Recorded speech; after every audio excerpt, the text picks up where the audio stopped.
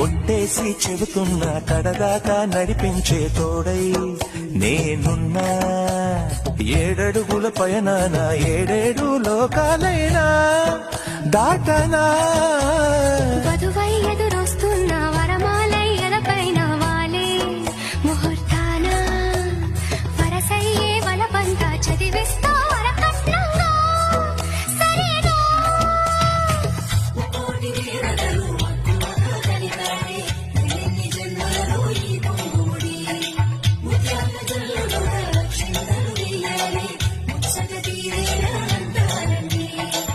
ఏనాడు ఎవరో చేరని ఏకాంతం వెతకాలి. ఏ కన్ను ఎప్పుడూ చూడని లోకంలో బతకాలి.